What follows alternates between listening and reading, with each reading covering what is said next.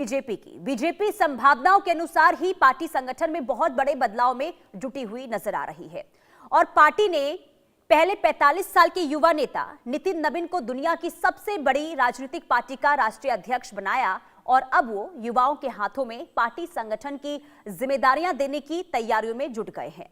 एक रिपोर्ट के अनुसार इसकी शुरुआत बीजेपी युवा मोर्चा के अध्यक्षों से होने जा रही है। इसके साथ ही नवीन सामाजिक राजनीतिक नैरेटिव को लेकर भी बहुत ही ज्यादा संवेदनशील हैं और विपक्षी हमलों का जवाब देने के लिए पूरी प्लानिंग और फ्रेमवर्क पहले से ही तैयार करना चाहते हैं। एक रिपोर्ट के मुताबिक राष्ट्रीय अध्यक्ष नितिन नवीन की अगुवाई में बीजेपी राष्ट्रीय युवा मोर्चा अध्यक्ष का पद 45 साल से कम आयु के और प्रदेश युवा मोर्चा के अध्यक्षों का पद 32 साल से कम उम्र के कार्यकर्ताओं को देने वाली है।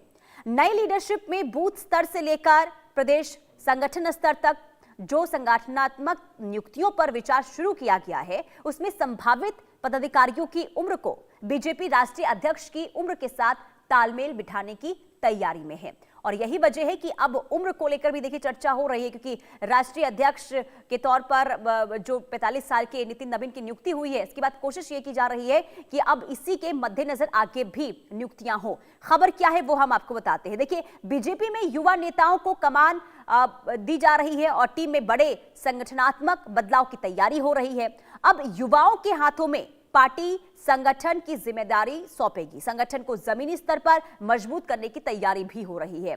चुनावी राज्यों पर बीजेपी का पूरा फोकस इस वक्त नजर आ रहा है और आगामी चुनावों की रणनीति को धार देने पर फोकस है। अनुभव और युवा जोश के संतुलन के साथ एक नई टीम की तैयारी इस वक्त हो रही है।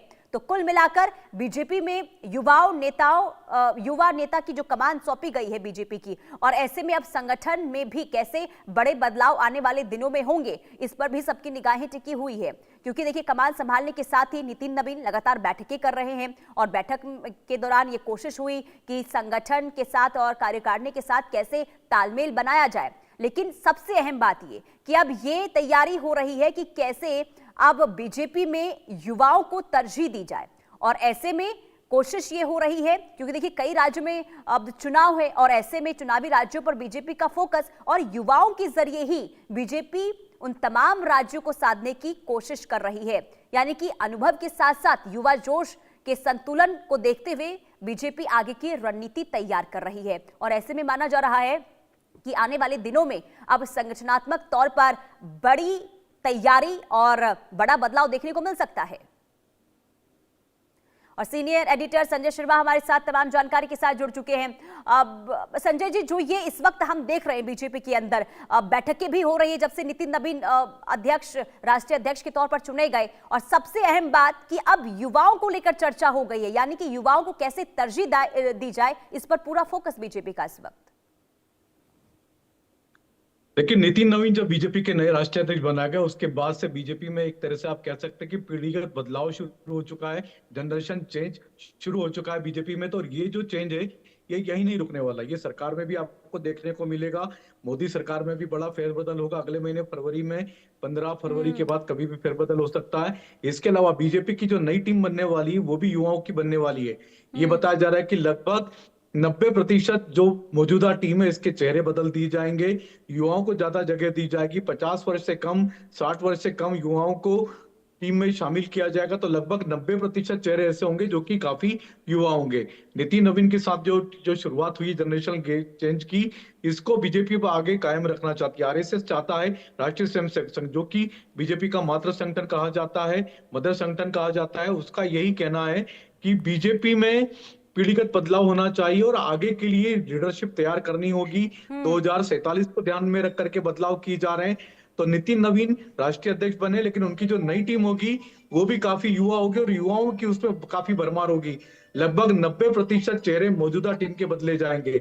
इसके अलावा मोदी सरकार में भी बड़ा फेरबदल होने वाला है, लेकिन कहा जा रहा है कि उस फेरबदल में यू उत्तर प्रदेश के जो चुनाव अगले साल होने वाले उसको ध्यान में रखा जाएगा, तमिलनाडु और पश्चिम बंगाल के जो चुनाव अप्रैल में होने वाले हैं उसको ध्यान में रखा जाएगा। इसमें कई सारे नामों की चर्चा है। अन्नामलाई के नाम की चर्चा, तमिलनाडु से बड़े नेता आते हैं, प्रदेश अध्यक्ष रह चुके तमिलनाडु के, उनको मंत्रिमंडल में शामिल किया जा सकता है। इसके अलावा पश्चिम बंगाल में जहाँ विधानसभा चुनाव है अप्रैल में, वहां से किसी महिला नेता को जगह मिल सकती है। ऐसे कुछ नामों की चर्चाएं चल रही हैं। उत्तर प्रदेश से भी कुछ नाम लेने पड़ेंगे सरकार में, क्योंकि पंकज चौधरी जो कि केंद्रीय वित्त राज्य मंत्री थे मोदी सरकार में, वो प्रदेश अध्यक्ष बनाए गए, तो उनकी जगह भी कोई नई नई नियुक्ति की जाएगी मंत्रिमंडल में। तो उत्तर प्रदेश में अगले साल चुनाव होना है, उसकी भी तैयारी करनी होगी। तो उत्तर प्रदेश बड़ा राज्य है जहां पर की लोकसभा में बीजेपी को जबरदस्त झटका लगा था। तो बीजेपी उस संतुलन को कायम करने के लिए कुछ सोशल इक्वेशन को ध्यान में रख करके कुछ नए चेहरों को शामिल करेगी। तो ये जो बड़े बदलाव है, इस बड़े बदलाव की प्रक्रिया शुरू हो चुकी है। अगले महीने 15 से 20 फरवरी के बीच में बीजेपी की नई राष्ट्रीय परिषद की बैठक होगी, जो कि नितिन नवीन के को जो राष्ट्रीय अध्यक्ष बनाया गया, पार्टी की तरफ से निर्वाचित किया गया है, उसका अप्रूवल काफी जरूरी है। तो राष्ट्रीय परिषद इसका अप्रूवल देगी, उसके बाद ही नितिन नवीन अपनी नई टीम का ऐलान कर सकेंगे। तो 15 से 20 फरवरी के बीच में राष्ट्रीय परिषद की बैठक होगी, जिसमें नितिन नवीन का अप्रूवल होगा और बीजेपी की नई टीम की घोषणा होगी। ठीक है, लेकिन संजय जी देखिए, ये जो तैयारियां हो रही है, इसे देखिए जो आपने जानकारी दी कि ना सिर्फ इस साल के चुनाव को लेकर बल्कि फोकस 2027 का भी है। लेकिन जो ये उम्र की सीमा तय करने की बात जो आप बता रहे हैं, अगर ऐसा होता है तो जो पुराने नेता हैं, जो अनुभवी नेता हैं, क्या नहीं लगता इससे असंतोष की स्थिति भी बन सकती है पार्टी के अंदर? देखिए, जितने पुराने नेता हैं उनमें से उनकी भी खोजबीन करना पार्टी ने शुरू कर दी है। उन नेताओं की भी सूची बनाई जा रही है, उनको भी कुछ ना कुछ दिया जाएगा। तो लगभग ये बताया जा रहा है कि 1 दर्जन राज्यों के राज्यपाल बदलेंगे। राज्यपाल बदलने की तैयारी हो रही, महामहिम बनाया जाएगा। 10 से 12 ऐसे नेताओं की छटनी की गई है जिनको की महामहिम बना करके 10 से 12 राज्यों में भेजा जाएगा। और ये बदलाव जल्दी होने वाला है। इस बदलाव में आप कह सकते हैं कि फरवरी महीने में सरकार में, मोदी सरकार में बदलाव होगा, बीजेपी की नई टीम में बदलाव होगा, साथ ही साथ राज्यों के महामहिम राज्यपाल बदले जाएंगे। तो बीजेपी के जो वरिष्ठ नेता जिनकी सरकार से और पार्टी से छुट्टी की जाएगी, तो फिर उनको या तो राज्यसभा में लाया जाएगा या फिर उनको गवर्नर का पद दिया जाएगा। तो राज्यपालों के लिए भी बीजेपी ने नामों की सूचियां मंगाई हैं। प्रदेशों से नेताओं की छटनी शुरू हो चुकी है। वरिष्ठ नेता जो जिनको की न सरकार में जगह मिल पा रही है, न पार्टी संगठन में जगह मिल पा रही है, ऐसे कुछ नेताओं को राज्यपाल बनाने की तैयारी भी की जा रही है। लेकिन जो ये बदलाव होंगे अब, तो इससे क्या माना जा रहा है? क्या वाकई में अब नेतृत्व का भी यहाँ पर फेरबदल देखने को मिल सकता है? यानी कि जिस तरीके से आपने कहा कि कई राज्यपालों के भी नाम सामने आ रहे हैं, और इससे ये भी माना जाए कि आने वाले दिनों में बहुत कुछ उलटफेर हो सकता है। और इसका मतलब ये भी समझाइए कि बीजेपी इसके पीछे क्या मैसेज देने की क्या कोशिश कर रही है? देखिए, बीजेपी एक ऐसी पार्टी जो 24/7 और 365 दिन चुनाव की तैयारी में लगी रहती है, और साथ ही साथ एकमात्र ऐसी पार्टी है जिसमें कि पीढ़ियों का बदलाव देखने को मिलता है। आगे का भविष्य को ध्यान में रख करके बीजेपी काम करती है। यानी 1 साल 2 साल की तैयारी नहीं है, अगले 20 साल 30 साल की तैयारियां बीजेपी सोच के चल रही है। नितिन नवीन को जिस तरह से राष्ट्रीय अध्यक्ष बने, आप मान के चल सकते कि अगले 20 साल के लिए बीजेपी अपनी लीडरशिप तैयार करना चाहती है। तो नितिन नवीन को लाने के बाद में बीजेपी की जो नई टीम होगी उसमें भी बड़े बदलाव होंगे। उसमें भी नई टीम नितिन नवीन के अंडर में जो काम करेगी, उसमें भी कुछ ऐसे चेहरों को मौका दिया जाएगा जो कि आगे चल के 10 से 15 साल 20 साल तक बीजेपी का नेतृत्व संभाल सकें।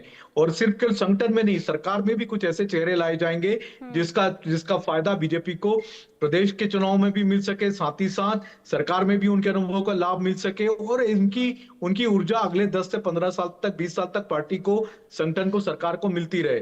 तो बीजेपी ऐसे चेहरों की खोजबीन करने में लगी है। वरिष्ठ नेताओं को अब राज्यसभा में लाया जाएगा या फिर उनको फिर गवर्नर बनाया जाएगा। राज्यों में महामहिम के पद खाली हैं, 10 से 12 जगहों पर पद खाली हो रहे हैं। साथ ही साथ 42 राज्यसभा की सीटें ऐसी आने वाली है जो कि बीजेपी को मिलने वाली है। इसी वर्ष अप्रैल से लेकर के सितंबर तक लगभग 72 राज्यसभा की सीटें खाली होंगी, जिसमें से 42 सीटें बीजेपी को मिलने वाली है।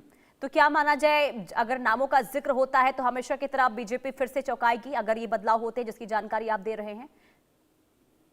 बिल्कुल, नई जो टीम होगी इसमें कहा जा रहा है कि 90% नए चेहरे होंगे। 90% नए चेहरे का मतलब है कि राज्यों से चेहरे ढूंढ करके लाए जा रहे हैं। ऐसे चेहरों की खोजबीन हो रही है जो कि अगले 10 से 15 साल तक, 20 साल तक बीजेपी को अपनी लीडरशिप दे पाए, स्टेट पे दे पाए, केंद्रीय लेवल पे दे पाए। तो ऐसे चेहरों की खोजबीन की चल रही है।